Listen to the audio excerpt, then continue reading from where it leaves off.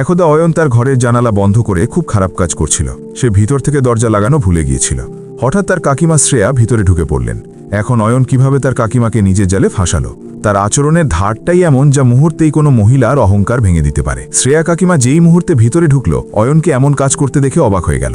যখন সে বাইরে এলো তখন তার কাকিমা বলল, অয়ন ভিতরে কি করছিলে? অয়ন বলল, কাকিমা আপনি তো সবকিছুই জানেন, এখন আমার মুখ থেকে কি শুনতে চান? তখন শ্রেয়া বলল, এটা তো ঠিক আছে, কিন্তু আমাকে দেখে একটু লজ্জা করতেই পারতে। তখন সে বলল, আমি কি জানতাম আপনিও সেই সময় রুমে ঢুকবেন? তাছাড়া আমি তো কিছু ভুল করিনি। তখন শ্রেয়া বলল, সেটা না হয় তুমি জানো না, কোনো মেয়ে কোনো ছেলেকে এসব করতে দেখে বেরিয়ে যাবে না। অয়ন বলল, তো কাকিমা আপনিও তো করতে পারেন। শ্রেয়া বলল, করতে পারি, কিন্তু তোর কাকা থাকলে তো করব, তাই না? অয়ন বলল, তাহলে কাকিমা আমি তোমাকে সাহায্য করব, আমার কাছে চলে এসো। শ্রেয়া রাগ করে বলল, বেশি কথা বলে আমার মাথা খারাপ করো না, না হলে সবকিছু তোমার কাকাকে বলে দেব। অয়ন বলল, ওরে কাকিমা, আমি তো ওসব কাজ করতে পারি। তখনই শ্রেয়া রেগে বলল, তোমার তো মাথা খারাপ হয়ে গেছে। শ্রেয়া আরও কিছু বলার আগেই অয়ন তাড়াতাড়ি সেখান থেকে পালিয়ে গেল। কিন্তু শ্রেয়া খুবই সুন্দরী ছিল, তাছাড়া সে কাকিমাকে চোখ আটকে রেখে তাকাতেই থাকত। যদি শ্রেয়া তার দিকে তাকাতো সে চোখ সরিয়ে নিত। কাকা অয়নকে নিজের সন্তানের চেয়েও বেশি ভালোবাসতেন, কিন্তু শ্রেয়া এমন কিছু কাপড়ও পরত। বয়স হইতে ৩২ বছর, কিন্তু এখনও ২৫ বছর বয়সী মনে হতো। সে কাকিমাকে মন ভরানোর চেষ্টা করছিল, কিন্তু সাহস হচ্ছিল না, তাই কাকিমাকে দেখে লজ্জা পেল না। এবার ভাবছিল, আজ তো কাকিমা আমাকে দেখল। বাড়িতে তারা দুজনেই বেশিরভাগ সময় থাকত, তাই ভাবতে লাগলো, আজ তো নিজের মনের কথা বলেই ফেলব, কারণ এখন কাকিমা আমাকে দেখে ফেলেছে, সঠিক সময় এসে গেছে।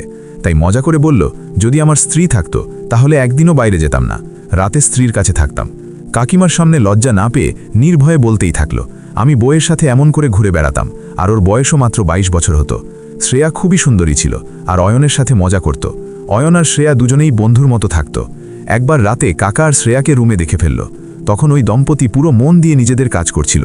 তার কাকিমা খুবই সুন্দর আর আকর্ষণীয় ছিল। ও সবসময় তার সাথে হেসে মজা করত। অয়ন যদি নিজের মনের কথা বলতো, কাকিমা বেশ ঠান্ডা প্রতিক্রিয়া দিত। যখন শ্রেয়া তাদের বাড়িতে নতুন এসেছে, তখন সে নিজের ওপর খুব গর্ব করত, কারণ সে কোনো নায়িকার থেকে কম ছিল না। শ্রেয়ার উচ্চতা ছিল, তার মুখটা গোলগাল আর রং সাদা ছিল।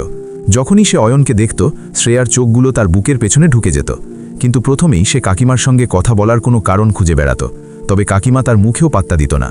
তখন থেকেই সে বুঝতে পারছিল, শ্রেয়ার মধ্যে একটা অহংকার আছে তার সৌন্দর্যের। অয়নের কাকা একটা কোম্পানিতে কাজ করতেন। সেই কোম্পানি ছিল তার বাড়ি থেকে ৫৫ কিলোমিটার দূরে গুরুগ্রামে, তাই তারা রাতে আধা রাত পর্যন্ত ফিরত।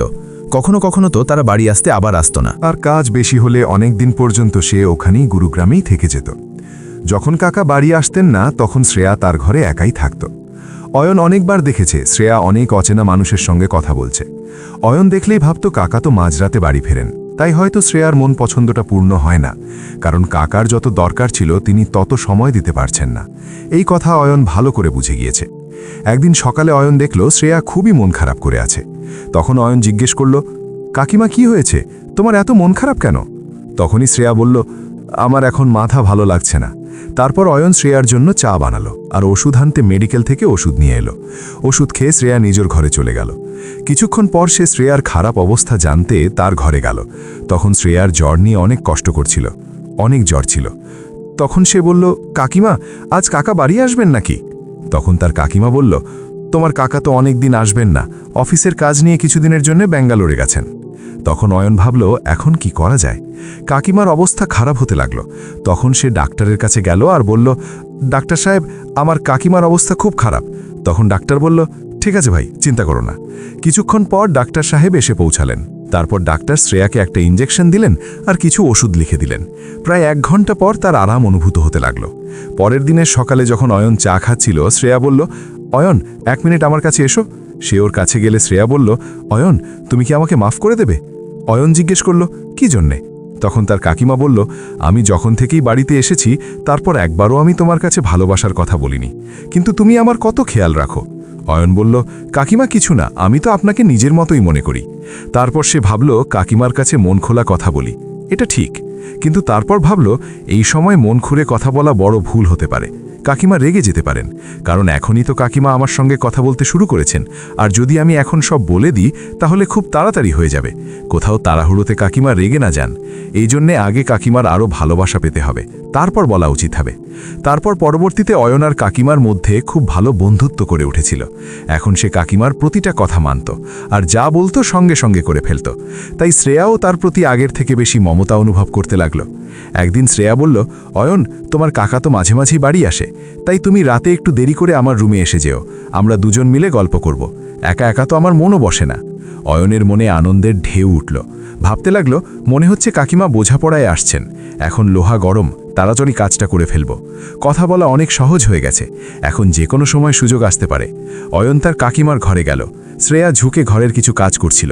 শ্রেয়াকে দেখে তার মনটা বেজায় উদ্দীপিত হলো, আর সে নিজের ঘরে ফিরে মোবাইলের সেই ভিডিওটা দেখতে লাগলো। ভিডিওর শব্দ ফুল দিয়ে দিল, যার আওয়াজ শ্রেয়ার পুরো ঘর জুড়ে শোনা যাচ্ছিল।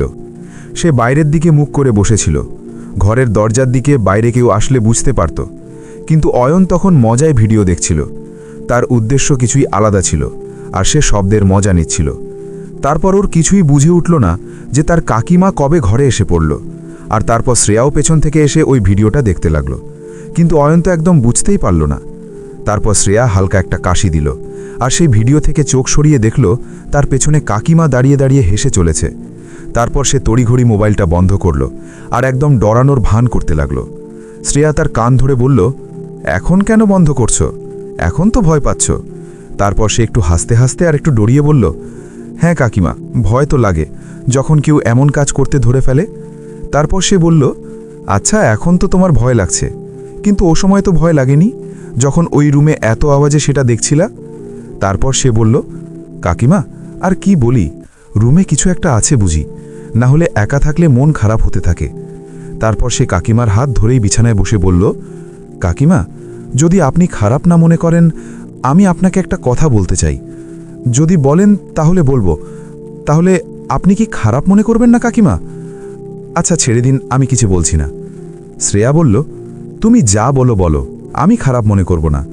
তারপর শ্রেয়া বলল, যদি আমি খারাপ মনে করতাম তাহলে যেটা তুমি করেছো সেটা দেখে তো আমি তোমার অভিযোগ তোমার কাকাকে করেই দিতাম। এটা শুনে অয়ন একটু চোখ নামিয়ে নিল এবং তারপর বলল, কাকিমা, আপনি খুব সুন্দর। কাকিমা, যখন আপনি প্রথমবার এই বাড়িতে এসেছিলেন তখন থেকে আপনি আমার অনেক পছন্দ। তখন শ্রেয়া হাসতে হাসতে বলল, আচ্ছা জি, তাহলে বলো কি বলতে চাও? অয়ন বলল, কাকিমা, আমি তোমার সাথে শুধু একটা কথা বলতে চাই। তখনই শ্রেয়া বলল, অয়ন, তুমি বুঝতে পারছো তো এটা কি হতে পারে? যদি এটা তোমার কাকার কাছে পৌঁছে যায়, তারা আমাকে বাঁচাবে না আর বাড়ি থেকে বের করে দেবে। তখন অয়ন বলল, কাকিমা, আমরা তো এক পরিবার, মানুষের চোখে পড়ে কাজ করব না। তারপর শ্রেয়া বলল, তুমি আমার প্রতি ভালোবাসার অবৈধ সুবিধা নেবে না, আমি তোমার সাথে এসব কিছু করতে পারবো না। অয়ন বলল, কাকিমা, আমি তোমাকে বাধা করছি, এই ব্যাপারটা আমরা দুজন ছাড়া বাড়ির আর কেউ জানাবে না। এরপর শ্রেয়া বলল, কিন্তু অয়ন, আমি তো তোমার কাকিমা। অয়ন বলল, তাহলেই কি, আমরা তো কিছু ভুল করছিই না। আজকাল এসব তো স্বাভাবিক ব্যাপার, কাকাও তো করে। আমি জানি তার অনেক মহিলাদের সাথে সম্পর্ক আছে। শ্রেয়া বলল, আরে মিথ্যে, তোমার কাকা তো রাত 1:30 বাড়িতে ফিরে আসে, পুরোটাই ক্লান্ত হয়ে। মাঝে মাঝে ও আমাকে খুশি করার চেষ্টা করে, কিন্তু দুঃখের কথা, ও আমাকে খুশি করতে পারে না। তুমি ওর বিরুদ্ধে এমন কথা কেন বলো? তোমার কাকা আমার সাথে তো ঠিকঠাক সম্পর্কই করতে পারে না, অন্য মেয়েদের সাথে কিভাবে সম্পর্ক গড়ে তুলবে? অয়ন বলল, কাকিমা, আমি এটাও জানি, তুমি শুধু খুশি দেখানোর চেষ্টা করো। আমি তোমাকে দেখাবো কিভাবে খুশি করা যায়। এটা শুনে শ্রেয়ার মুখ ঝরে গেল, আর শ্রেয়ার ঝরা মুখ দেখে অয়ন বুঝে গেল। তখন শ্রেয়া বলল, অয়ন, তুমি ঠিকই বলছো, এটা শুধু সময় কাটানোর জন্য। তোমার কাকা আমাকে খুশি দিতে পারে না। তোমার কাকা সবসময় এই অজুহাত টেনে দ্রুত শুয়ে পড়ে, বলে অনেক দূর থেকে এসে ক্লান্ত, তাই আমি এখন আর সহ্য করতে পারছি না, ঘুমও আসছে। তোমরাই তো বলো, প্রতিদিন আমি তো তাদের খবর দিতে পারি না। তোমার কাকাও তো নিজেও ভাবা উচিত যে আমাকে খেয়াল রাখতে হবে। তোমার কাকা তো একদম স্বার্থপর, শুধু তখনই ভালোবাসে যখন তাদের মেজাজ ভালো থাকে। তাদের আমার খুশি নিয়ে একদম ভাবনা নেই, তারা শুধু তাদের নিজের কাজই দেখে। অয়ন তো এইসব কথা শুনে খুব মজা পেত। সে তো চেয়েছিল কাকাকে কিভাবে তার পথ থেকে সরানো যায় সেই চিন্তায় মগ্ন ছিল। এই কথা শুনে সে সুযোগ পেয়ে গেল, অবাক হয়ে শুনতে লাগলো এবং বলল, কাকিমা, আমি জানি তোমার সব কথা। এই কারণেই তো আমি তোমার এত যত্ন নিই আর ভালোবাসি। আর এই কারণেই তো বলছি আমি তোমাকে খুশি করতে পারবো। কাকিমা, আমি তোমার প্রতিটি কথা আর ব্যাপার বুঝি। তখন শ্রেয়া তার হাত টেনে নিল। তখন অয়ন বুঝে গেল শ্রেয়া ভিতর থেকেই কত রেগে আছে। তারপর শ্রেয়া বলল, কিন্তু আমি তো কখনো তোমার দিকে খেয়ালই করিনি। অয়ন বলল, কাকিমা, হ্যাঁ, আমি আপনার পুরো খেয়াল রাখব। অয়ন একলা শ্রেয়াকে দেখে ঘুরে ফিরে যাচ্ছিল, কিন্তু শ্রেয়াও অয়নের মিষ্টি মিষ্টি কথায় একটু আটকা পড়তে শুরু করেছিল। তবুও শ্রেয়া নিজের অনুভূতিকে নিয়ন্ত্রণ করার চেষ্টা করল। শ্রেয়া বলল, চলো, আমি ভেবে পরে বলবো। তারপর নিজের ঘরে চলে গেল। যেভাবে হঠাৎ করেই শ্রেয়া ঘরে চলে গেল, সেটা অয়নের খুব খারাপ লেগেছিল। সে ভাবছিল আজ সব ঠিক হয়ে যাবে, তার পুরো প্ল্যান নষ্ট হয়ে গেল। আর সে ভাবতে লাগলো, ভাই, আর কিছুই হবে না। পরের দিন সকালে যখন সে স্নান করে বাইরে বেরিয়েছিল, তখনই শ্রেয়াও সেখানে এসে পড়ল আর মহব্বতের ভঙ্গিতে হাসতে হাসতে বলল, ওহো, আজ তো বেশ স্মার্ট লাগছিস। অয়ন কিছু বলল না আর চুপচাপ চলে গেল, কারণ সে শ্রেয়াকে রেগে আছে দেখাতে চাইছিল। একটু পর শ্রেয়া অয়নের কাছে এসে বলল, কি হলো অয়ন, আমি কি কোনো ভুল করেছি? তুমি কি আমার উপর রেগে আছো? অয়ন বলল, না, কেন তোমার উপর রেগে থাকবো? কিন্তু তুমি যাও, তোমার কাজ পড়ো, আমি তোমার সাথে কোনো কথা বলবো না। কিন্তু শ্রেয়া বাইরে গেল না, চুপচাপ তার দিকে তাকিয়ে থাকল। যখন সে বাইরে গেল না, অয়ন নিজেই বাইরে চলে গেল। যখন সে সন্ধ্যায় বাড়ি ফিরে এলো, তখন দেখল শ্রেয়াও এসে পৌঁছেছে। শ্রেয়াকে দেখে তার মন আরও বেশি খারাপ হয়ে গেল, কারণ এখন তার সব ইচ্ছা অসম্পূর্ণ রয়ে গেল। শ্রেয়া অয়নকে দেখে বলল, আসো বেটা অয়ন, কেমন আছো? কিন্তু সে বড়ই উদাসীনভাবে উত্তর দিল, হ্যাঁ, ঠিক আছে। তারপর সে তার ঘরে চলে গেল। কিছুক্ষণ পর তার কাকিমা তাকে ডেকেছিল এবং বলল, অয়ন বেটা, খেয়ে নাও। তারপর সবাই মিলে বসে খেতে লাগলো। খেতে খেতে অয়ন কাকিমার দিকে চোখ ঘুরিয়েছিল, আর শ্রেয়াও হাসি মুখে তাকে বোঝানোর চেষ্টা করছিল আর সাথে সাথে চুপ থাকার ইশারা করছিল। অয়নের কাকা সবার আগে খাবার শেষ করে বাইরে চলে গেল। কারণ সে তার বউ আর ভাইপোকে পুরো বিশ্বাস করত। কাকা কি জানতো তার ঘর লুট হবে? আর লুটার কি অজানা বা শত্রু নয়, বরং নিজের ভাইপো অয়ন। কিন্তু অয়ন ধীরে ধীরে খাবার খাচ্ছিল। শ্রেয়া ওকে জিজ্ঞেস করল, কি ব্যাপার অয়ন, তুই কি আমার উপর রাগান্বিত? অয়ন বলল, হ্যাঁ, আমি তোমার উপর খুব রেগে আছি। তখন শ্রেয়া রাখতে পারছিল না, কারণ অয়নের উপকারের কাছে সে যেন পুরো দেউলিয়া হয়ে গেছে। সে বাড়ির ছোট বড় সব কাজ সামলাচ্ছিল। তখন শ্রেয়া ভালো করে বলল, তুই আমার কথা কেন বুঝছিস না? এটা একদম ভুল। তখন অয়ন বলল, এতে ভুল কি আছে? একটু সময়ের জন্য কারো কাজে আসা কি ভুল? তখনই শ্রেয়া বলল, চুপচাপ খেয়ে নে আর ঘুমিয়ে পড়।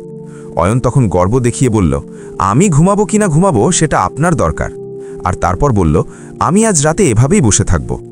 এটা বলে সে নিজের ঘরে চলে গেল। যাই হোক, একবার তো কাকিমার অহংকার ভেঙে ফেলবই। তারপর সবাই ঘুমালে অয়ন রুমের দরজা জোরে খুলল, যেন শ্রেয়া বুঝতে পারে সে বাইরে যাচ্ছে। তারপর সে ছাদে গেল আর কিছুক্ষণ বসল।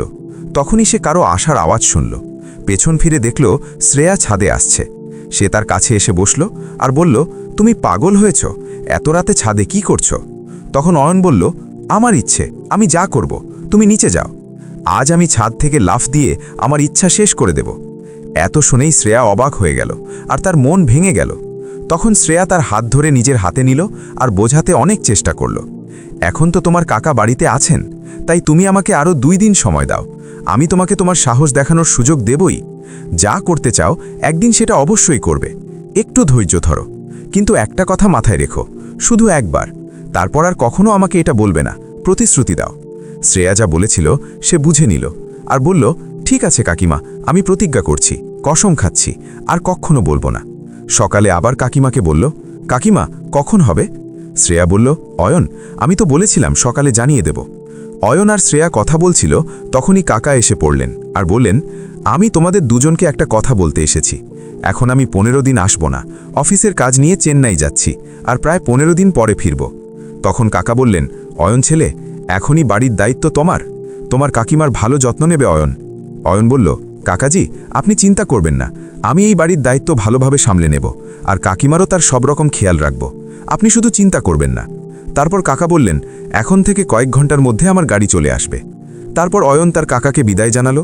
যখন অয়ন বাড়ি ফিরল, আর তখন শ্রেয়া দুঃখে বসেছিল আর স্বামী যাওয়ার কারণে কাঁদছিল। সে বলল, কাকিমা, কি হয়েছে?